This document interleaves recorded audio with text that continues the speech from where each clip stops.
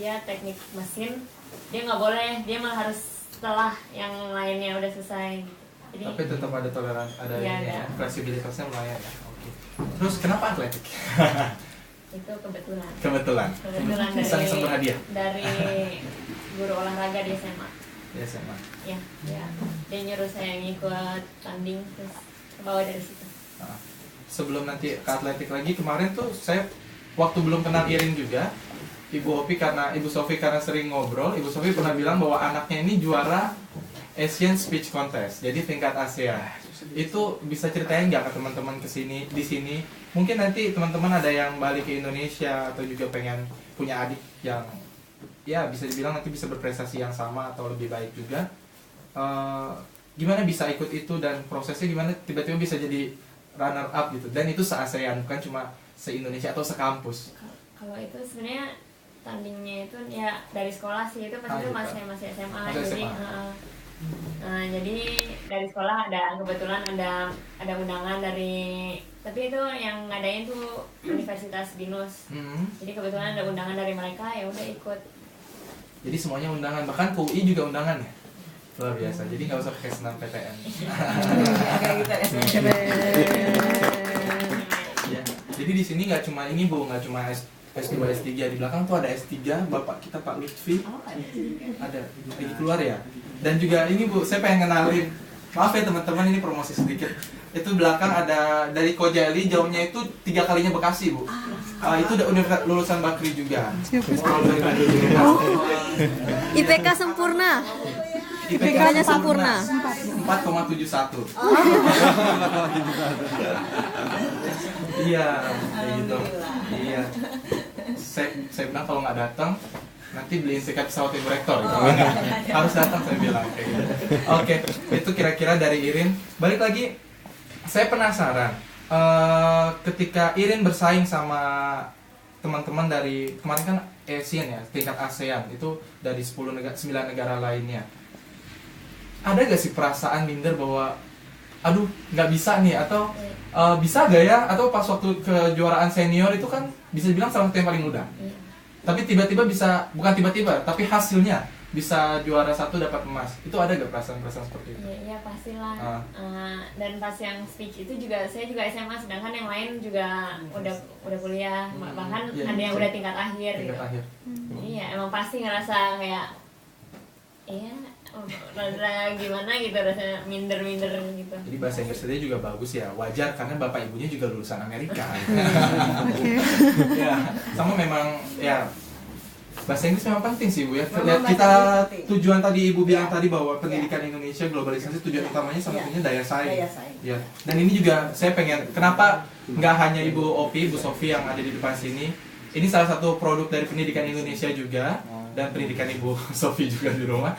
Jadi kita bangsa Indonesia, terutama kita juga yang lagi belajar di luar ya Bu, ketika balik ke Indonesia kita juga harus bisa membaca bahwa daya saing kita sudah mumpuni atau belum untuk bisa bersaing bukan cuma dengan warga Indonesia. Karena teman-teman saya misalkan yang dari Vietnam, dari Malaysia, mereka udah bilang bahwa saya juga udah siap ini untuk bertempur di Indonesia karena perizinan dan segala macamnya kan sekarang lebih mudah, dan mereka di zaman Asian Economic Community ini mereka dipermudah untuk bekerja ataupun membuka usaha dan segala macamnya di Indonesia. Oke, kira-kira itu dari Irin dan Ibu Sofia W. Alisyabana, Ibu Profesor. Adakah tanggapan atau pertanyaan? Kita berdiskusi sekarang dengan teman-teman semua. Pertama udah mengangkat tangan. Ini Bu, sebelum dia bertanya saya perkenalkan dulu. Ini nanti mungkin dia memperkenalkan nama dan universitasnya. Tapi dia ini adalah ketua salah satu grup diskusi. Jadi PPI Istanbul waktu itu grup diskusinya belum banyak. Jadi ada teman-teman di sini dari namanya Ruhum. Ruhum tuh Ruh saya. Iya. Ruh itu dulu panggilan bangsa Indonesia kepada bangsa Turki, ya bangsa Rum. Oke. Ya, itu nama grup mereka, sangat aktif untuk berdiskusi yang ada. Sekarang silakan Frial, dan untuk teman-teman lainnya bisa menyebutkan nama dan asal universitas. Silakan. Assalamualaikum warahmatullahi wabarakatuh. Waalaikumsalam warahmatullahi wabarakatuh. Rektor untuk informasinya, saya nama saya Frial Ramadan. Saya dari sekarang S2 di UI Universitas Istanbul. Jurusan sejarah Ottoman, Bu. Ottoman Empire. Khususnya saya ambil spesialisasinya abad 19. Artinya saya dari bidang humaniora, dan yang saya mau tanyakan juga terkait dengan bidang humaniora. Ibu Rektor selaku orang yang terjun langsung dalam bidang pendidikan tinggi, bagaimana tanggapan Ibu mengenai masa depan jurusan-jurusan atau bidang humaniora seperti arkeologi, filsafat, sejarah, sastra? Bagaimana bisa menghadapi tantangan dunia global 2014, yaitu dengan yang standar pendidikan tinggi yang udah Ibu sebutkan, presentasikan, dan di satu sisi dengan tantangan global, bagaimana ke depannya? Ya. Itu terima kasih. Oke, mungkin kita sistemnya langsung jawab aja ya, jadi silakan. Ya, makasih. Jadi sebetulnya karena saya di luar bidang humaniora, tapi pada prinsipnya sih semua yang sekarang di Indonesia sedang dibenahi itu semua harus memenuhi yang KKNI itu. Jadi baik humaniora, baik engineering, baik matematik, itu semua harus memenuhi itu. Jadi semuanya outcome based, semuanya ke arah sana. Jadi dan terutama kalau saya rasa sekarang ini semuanya itu harus bahasa itu nomor satu ya. Jadi karena biasanya nih lulusan Indonesia nih kalah bersaing dengan jangan ya tetangga kita lulusan Malaysia. Itu biasanya di bahasa. Sebenarnya knowledge-nya jauh kita lebih mampu lah daripada mereka kalau saya lihat ya, tapi biasanya kalah di dalam bersaing itu adalah masalah bahasa. Tetapi kalau ke depannya itu insya Allah dengan pembenahan sistem pendidikannya itu berdasarkan KKNI itu semuanya baik di bidang engineering, baik humaniora itu semua insya Allah semuanya baik. Jadi nomor satu saya rasa kalian ini semua alhamdulillah ya. Jadi di sini dengan sekolah di Turki ini tentunya menguasai bahasa lebih dari cuma bahasa Indonesia. Ini ada bahasa Turki, mungkin juga bahasa Arab, bisa bahasa Inggris semua. Jadi itu saya rasa membantu. Jadi kalau misalkan selesai di sini pulanglah ke Indonesia membangun negara Indonesia, itu sudah mempunyai nilai tambah seperti itu. Sudah cukup, Bapak Pria. Ya. Kita ke Mbak Lale dulu ya, Andika. Habis itu nanti Andika. Silakan Mbak Lale. Assalamualaikum warahmatullahi wabarakatuh. Ibu maaf sambil begini ngerekam. Ya, jadi saya Lale Fatma dari Universitas Istanbul UI juga. Tadi sudah memperkenalkan diri sebelum sama Ibu di sastra Inggris. Jadi pertanyaan pertama saya, karena nanti kalau balik juga akan jadi tenaga pengajar Ibu di salah satu universitas di Lombok. Saya dari Lombok. Iya, dari Lombok, dari jauh.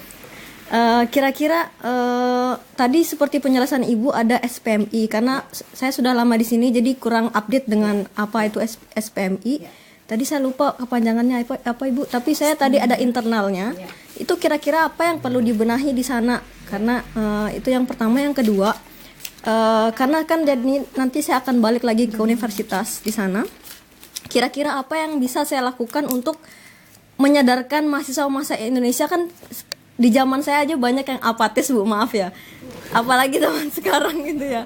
Jadi mereka udah ya yang penting sudah S1, yang penting sudah ya udah jadi guru aja. Misalnya kalau dia perguruan ya udah nanti ngelamar kerja aja gitu. Apa yang bisa saya sadarkan untuk mereka? Sekarang kita sedang akta gitu loh.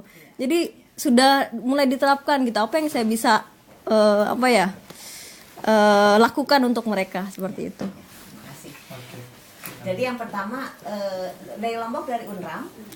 Dari IKIP. Oh, dari IKIP Iya. sana. Ya, karena saya banyak beberapa kawan dari Universitas Mataram juga. Nah, jadi pertama SPMI itu sistem penjaminan mutu internal. Nah, jadi sekarang ini kalau nanti alhamdulillah kalau ingin jadi dosen senang saya selalu. Jadi misalkan yang paling, jadi setiap perguruan tinggi itu harus memiliki namanya unit penjaminan mutu ya. Jadi nanti sebetulnya mengarah ke ISO ya. Ke arah sana. Nah, tapi yang sederhananya begini, kalau yang namanya sistem penjaminan mutu internal itu misalkan dosen mengajar di dalam satu semester itu adalah 16 kali tatap muka. Jadi 16 kali tatap muka itu harus dikontrol setiap kali. Jadi betul enggak sesuai dengan SAP-nya. SAP masih tahu, jadi satuan acara perkuliahan. Ini banyak istilah-istilah yang Udah lupa. satuan acara perkuliahan kan jadi seperti ada apa ya, seperti ada kontrak kuliah ya. Kalau kalau dosen kan pertama kali masuk kelas kan mengatakan ini selama 1 semester ada 16 kali tatap muka, pertemuan pertama ini, pertemuan kedua ini. Nah ini paling tidak itu harus dikontrol betul nggak sesuai dengan ininya ya. Jadi kehadiran dosen itu betul nggak misalkan itu. Nah itu yang namanya seperti itulah contoh sistem penjaminan mutu internal. Kemudian kurikulumnya itu bagaimana? Apakah itu kan harus setiap kali dilihat setiap 2 tahun sekali ya. Jadi review kurikulum. Apakah kurikulum itu masih sesuai? Apakah perlu di-adjust dengan kemajuan zaman? Nah seperti itu. Jadi kadang-kadang kalau tidak ada SPMI, kurikulum itu nggak di-review-review. Jadi masih ada di beberapa universitas yang saya visit udah 5 tahun kurikulumnya masih itu saja, textbooknya masih itu saja. Kadang-kadang mungkin dari zaman saya waktu kuliah sekarang masih dipakai bukunya, padahal sudah ini. Nah jadi dengan adanya SPMI itu tentu semuanya dapat diperbaharui ya, semuanya tentu untuk meningkatkan mutu. Nah itu SPMI ya, jadi. Nah kemudian kalau mengenai tadi mengenai daya saing. Nah sebetulnya dari hal-hal kecil saja, terutama mungkin kalau dari sastra Inggris kemudian kembali ke sana. Jadi misalkan untuk menyadarkan berbahasa Inggris itu memang sulit, tapi misalkan kita mulai saja dengan adanya 1 hari itu berbahasa Inggris semua, tapi memang nggak jalan-jalan juga susah ya. Katanya hari Friday adalah English Day ya biasanya gitu. Tapi kita mulai aja dengan satu forum kecil lah, diskusi seperti itu. Kemudian ada unit bahasa Inggris di mana ini Lucky juga dulu juga itu. Jadi ada community khusus yang di ini. Nah, lama-lama mereka terpacu juga sih. Tapi kita juga tidak bisa ini juga ya. Kadang-kadang ada juga yang tidak mau maju. Nah, itu agak sulit sebenarnya. Tapi kalau kita tidak bosen-bosen aja ya, kita merangkul, insya Allah lah semuanya ke bawah. Karena kalau sekarang saya lihat nggak bisa bahasa Inggris itu sulit. Sekarang untuk dosen pun untuk mendapatkan namanya nomor NIDN, nomor induk registrasi dosen nasional, itu ada tesnya TPA dan bahasa Inggris. Jadi coba kalau nggak bisa lulus bahasa Inggrisnya, nanti nggak dapat NIDN, nanti nggak bisa tuh mengajukan jenjang jabatan akademik. Jadi sekarang mau tidak mau bahasa Inggris is a must. Jadi saya rasa mau nggak mau sekarang juga untuk luar negeri apalagi kan ditanya ditanya apa IELTS ya, terus bahasa Inggris. Jadi saya rasa yang nggak bisa mengikuti ya ketinggalan akibatnya. Tapi yang mau maju itu mau biasanya ke ini, karena sekarang syaratnya itu mana untuk naik jenjang jabatan akademik ya di dosen itu, misalkan untuk kolektor kepala itu harus menulis di jurnal internasional. Bayangkan saja jurnal internasional ya, jurnal dalam bahasa Indonesia aja kadang-kadang kan kita juga masih merasa kewalahan. Jadi disitulah saya rasa dengan dirangkul, kemudian kita ada hal-hal yang kecil-kecil saja dulu ya gitu, melakukan diskusi secara rutin, ada unit mengenai ya unit bahasa Inggris. Menarik sekali. Sudah terjawab ya Mbak? Sudah, alhamdulillah. Selanjutnya Bapak bisnismen kita, Pak Andika. Silakan Andika. Nama saya Andika. Saya dari Marmara University, sama dengan Mas Lucky. Saya tadi menangkap Ibu juga berprofesi sebagai asesor ya? Iya, betul. Perguruan tinggi. Ya. Itu boleh dong diceritakan pengalamannya itu, misal waktu asesmen itu apa saja yang dilihat itu ketika itu menarik ya. sekali. Ya, jadi saya sudah menjadi asesor dari Badan Eksekutif Nasional Perguruan Tinggi itu sejak tahun 2002. Jadi udah lama sekali. Jadi sejak